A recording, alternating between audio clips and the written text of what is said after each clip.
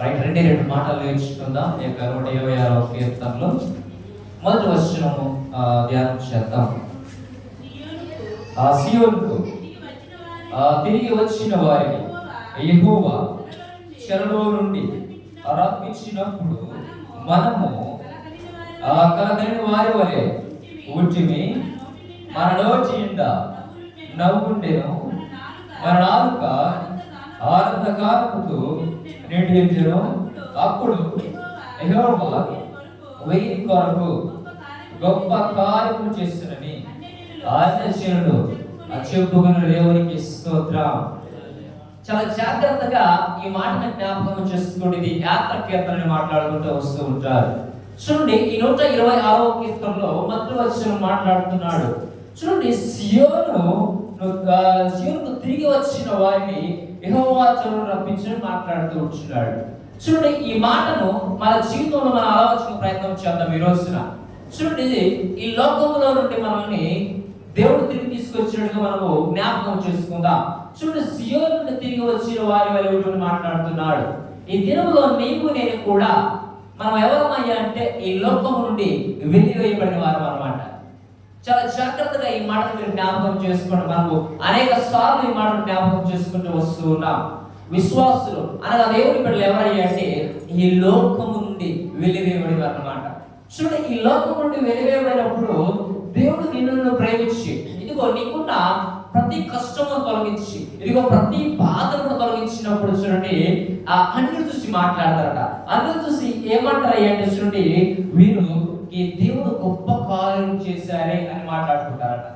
చూడండి, ఈ లోకంలో నుండి వచ్చిన మనమందరం కూడా అనేక విధమైన శోధనల మధ్యన, అనేక విధమైన వ్యాధుల మధ్యన, అనేక విధమైన బాధల మధ్యన జీవించిన వారమే.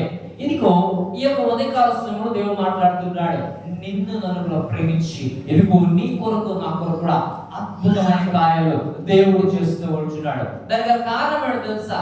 ఇదిగో ఈ లోకాన్ని నువ్వు వదిలేసావు కాబట్టి, ఇదిగో ఈ లోకానికి నీకు సంబంధం లేదు కాబట్టి, ఇదిగో యేసుక్రీస్తు వారు ఎలాగైతే ఇదిగో ఈ లోకంను విడిచి యథార్థవంతంగా జీవించి దేవుని యొక్క పరిశుద్ధ ఆ యొక్క పరలోక రాజ్యం చేరుకున్నాడు.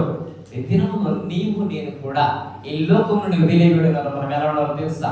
మనమందరం కూడా ఇదిగో పరిశుద్ధంగా జీవించగలగాలి, ఇదిగో యథార్థవంతంగా జీవించగలగాలి. అప్పుడు మాత్రమే దేవుడు నీ యొక్క అద్భుతమైన కార్యాలు చేయగలుగుతాడు. అప్పుడు చూసి మాట్లాడతాడు, ఇదిగో అన్నాడు ఏమన్నా తెలుసా? ఇదిగో అద్భుతమైన కార్యాలు, ఇదిగో దేవుడు వీరి చేస్తున్నాడు అని చెప్పేసి వారు మాట్లాడుకుంటారు.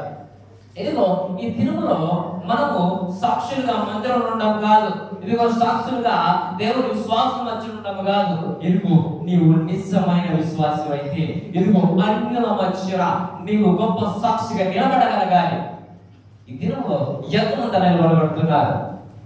విశ్వాసం మధ్యన కాదు, విశ్వాసికి నీ గురించి తెలుసు అన్నమాట. నువ్వు ఎలా ఉంటావు, ఇదిగో మందిరంలో ఎలా ఉంటావో తెలుసు. నీ యొక్క సాక్ష్యం ఎక్కడ నిలబడగలగాలి అంటే ఎదుగో అన్యుల మధ్య నిలబడగలగాలి. ఎప్పుడైతే నీవు అన్యుల మధ్య నీ సాక్ష్యం నిలబెట్టుకుంటావో అప్పుడు మాత్రం ఇదిగో అన్యులు నీ గురించి మాట్లాడుకోగలుగుతారు. అదే మాట్లాడుతున్నాడు, ఇదిగో నీవు ఈ యొక్క లోకము నుండి వెలివేయబడిన తర్వాత ఇదిగో ఈ యొక్క మందిరానికి వచ్చినప్పుడు, విశ్వాసానికి వచ్చినప్పుడు దేవుడు అద్భుతమైన కార్యాలు చేస్తున్నాడు. అది ఎవరు చూస్తున్నారంటే ఈ లోకంలో ఉన్నటువంటి అన్యులు చూస్తూ ఉన్నారు.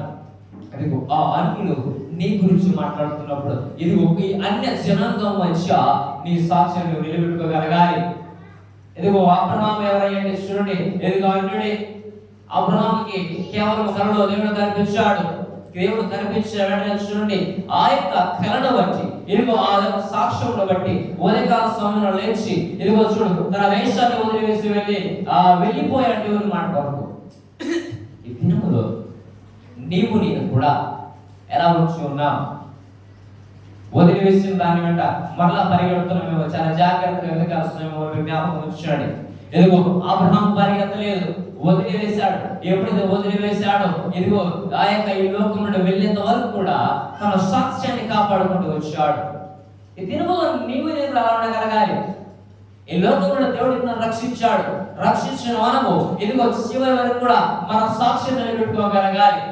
ఇదిగో ఎక్కడ ఏంటి అన్యుల మధ్యన, ఎప్పుడైతే అన్యుల మధ్యన నీ సాక్షి నిలబెట్టుకుంటావో అప్పుడు దేవుడు నీ జీవితంలో అద్భుతమైన కార్యాలు చేసుకుంటూ వెళ్తాడు. ఇంకా ఈ దినంలో నీవు నేను కూడా మన సాక్ష్యాన్ని కాపాడుకోలేకపోతూ ఉన్నా, నీవు నేను కూడా ఇదిగో ఇంకా కూడా అన్నిలోనే జీవిస్తా ఉన్నా.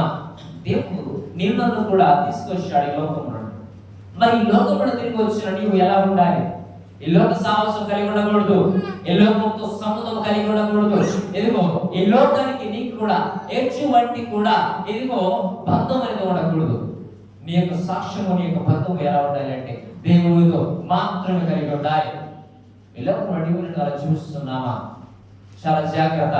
మరొకసారి జ్ఞాపకం చేస్తూ ఉంటాను, నీ సాక్ష్యము మందిరములో విశ్వాస మధ్యలో కాదు, కానీ ఇదిగో అన్యుల మధ్యలో నీవు నిజమైన సాక్షిగా, ఇదిగో నిజమైన క్రైస్తవుగా నీవు జీవించగలగాలి.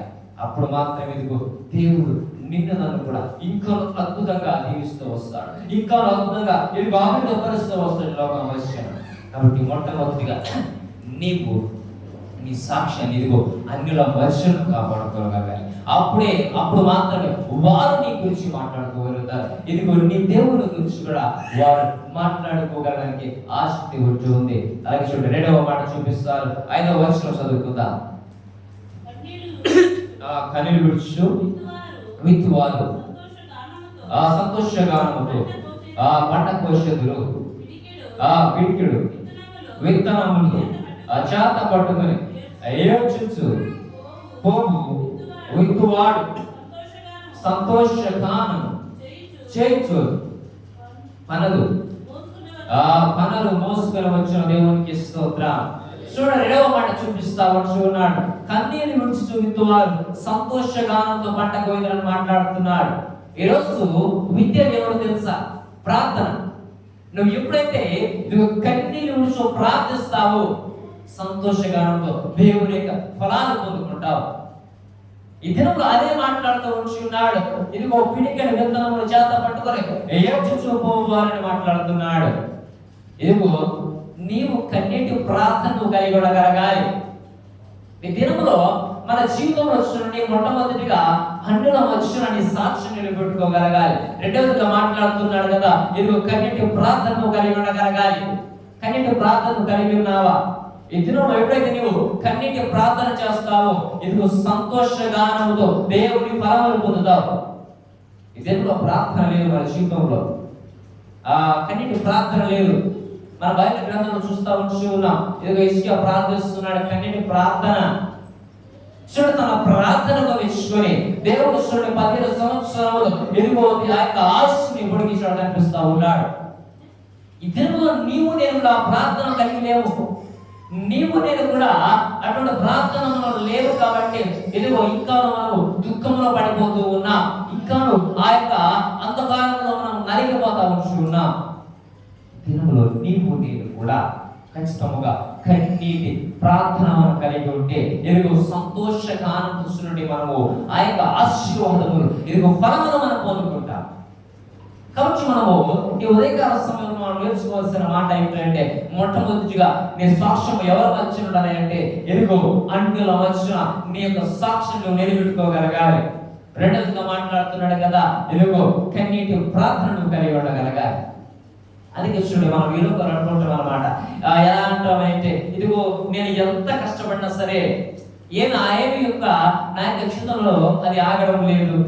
లేకపోతే చాలా మంది అనుకుంటారు కదా, నేను ఎంత ప్రార్థించినా సరే దేవుడు నాకు ఏమి అనుకుంటున్నావేమో.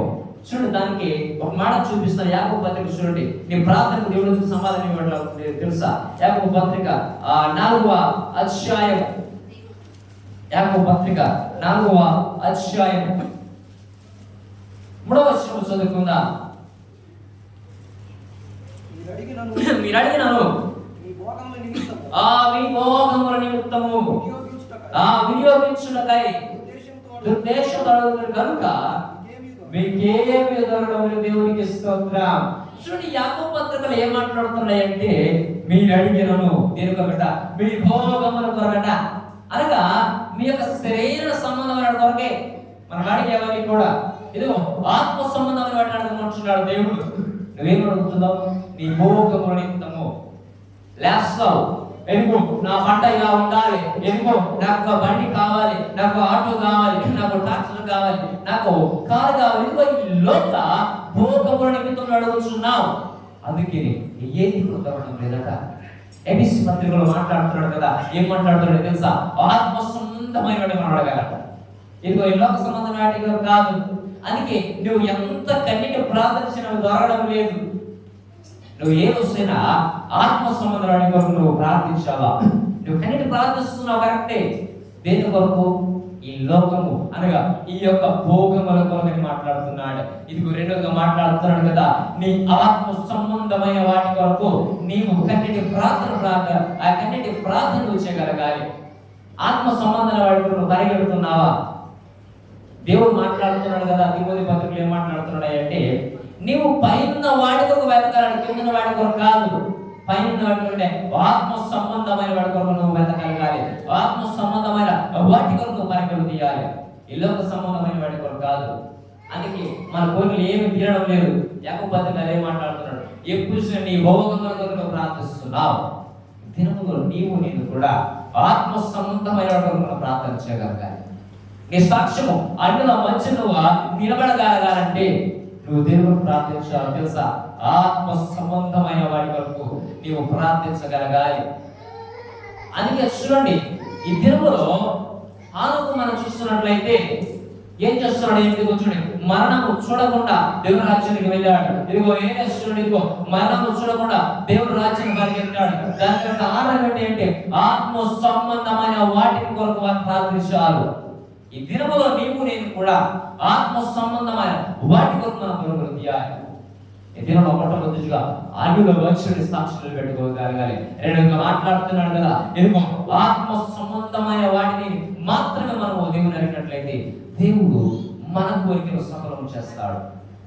కాబట్టి దినములో